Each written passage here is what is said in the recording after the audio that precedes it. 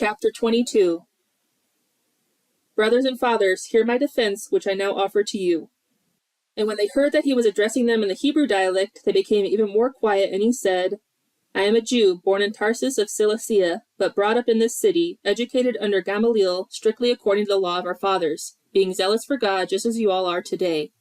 I persecuted this way to the death, binding and putting both men and women into prisons, as also the high priest and all the council of the elders can testify.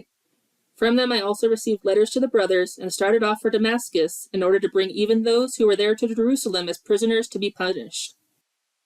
But it happened that as I was on my way, approaching Damascus at about noon, a very bright light suddenly flashed from heaven all around me, and I fell to the ground, and heard a voice saying to me, Saul, Saul, why are you persecuting me? And I answered, Who are you, Lord? And he said to me, I am Jesus the Nazarene, whom you are persecuting. And those who were with me saw the light, but did not understand the voice of the one who was speaking to me. And I said, What shall I do, Lord? And the Lord said to me, Get up and go on into Damascus, and there you'll be told about everything that has been appointed for you to do. But since I could not see because of the brightness of that light, I came into Damascus, being led by the hand by those who were with me. Now a certain Ananias, a man who was devout by the standard of the law, and well spoken of by all the Jews who lived there, came to me, and standing nearby, he said to me, Brother Saul, receive your sight. And at that very moment I looked up at him, and he said, The God of our fathers has appointed you to know his will, and to see the righteous one, and to hear a message from his mouth. For you will be a witness for him to all people of what you have seen and heard. Now why do you delay? Get up and be baptized, and wash away your sins by calling on his name. It happened when I returned to Jerusalem, and was praying in the temple, that I fell into a trance, and I saw him, saying to me, Hurry and get out of Jerusalem quickly, because they will not accept your testimony about me.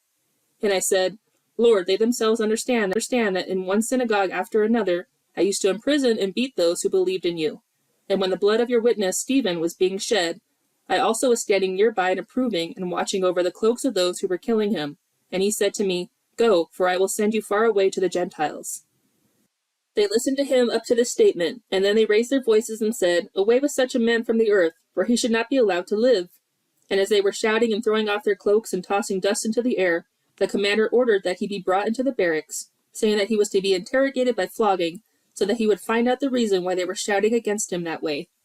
But when they stretched him out with straps, Paul said to the centurion who was standing by, Is it lawful for you to flog a man who is a Roman and uncondemned? When the centurion heard this, he went to the commander and told him, saying, What are you about to do? For this man is a Roman. The commander came and said to Paul, Tell me, are you a Roman? And he said, Yes. The commander answered, I acquired this citizenship for a large sum of money. And Paul said, But I was actually born a citizen. Therefore, those who were about to interrogate him immediately backed away from him. And the commander also was afraid when he found out that he was a Roman, and because he had put him in chains. Now on the next day, wanting to know for certain why Paul had been accused by the Jews, he released him and ordered the chief priests and all the council to assemble, and he brought Paul down and placed him before them.